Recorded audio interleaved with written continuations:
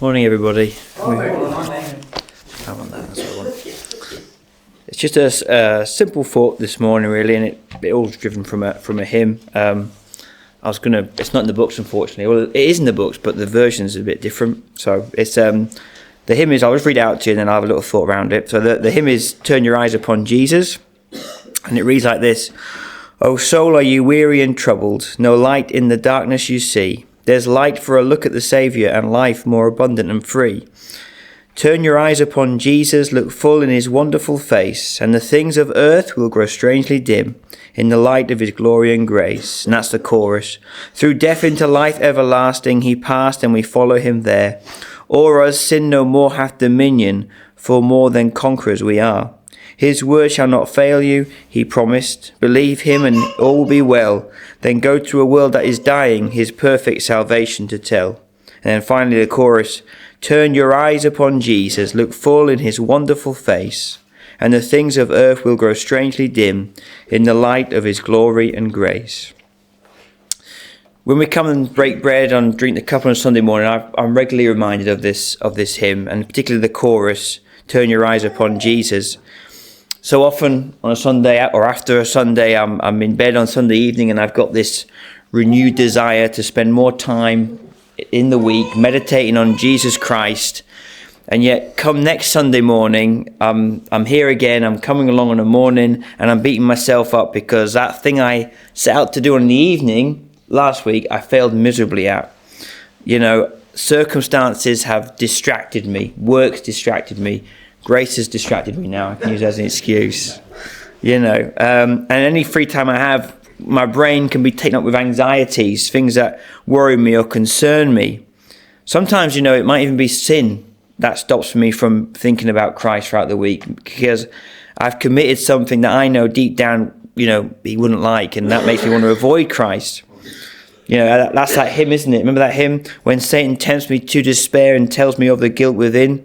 That can be very real at times, isn't it? So when we come to the Lord's Supper, we can come and have all these thoughts in our head and really beat ourselves up. But what's so beautiful about the Lord's Supper? It's not about us. It's not about what we've done. The Lord Jesus said when he gave us this, he said, "Do this in remembrance of me." So we remember him. We don't remember our failures.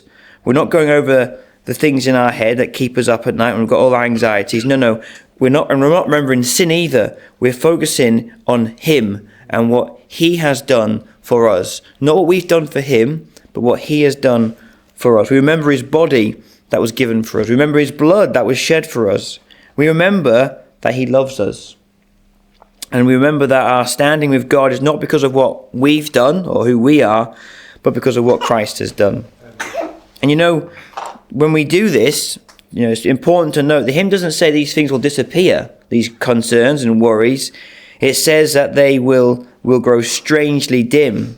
It doesn't say that it gets easier, but it will grow strangely dim.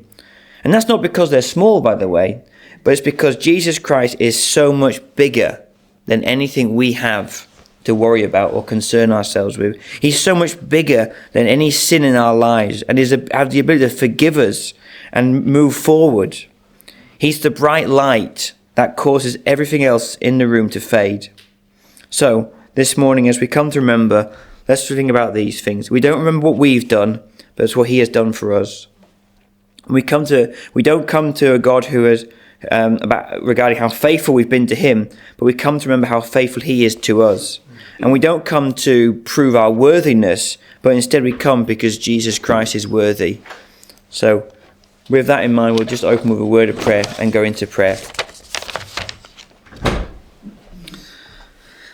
Our gracious God and Heavenly Father, we give thanks for hymn writers over the many, many years, Father, for some of the things they've written, because they have able to sometimes, Father, articulate things that we think about often, Father, in such a lovely, meaningful way. And so we give thanks. We give thanks for this particular one, because, Father, it is so true that when we come here this morning with our minds focused solely on your Son, the Lord Jesus Christ, and we can take ourselves away from circumstances that have happened during the week or things that keep us up at night, anxieties, when we cast our sins to one side and come before you this morning and think purely on your Son, the Lord Jesus Christ, all those things that seem so important, all those concerns and cares that seem so worrying, they just kind of take a back seat, Father, because we realize that all that's important is your Son, the Lord Jesus Christ.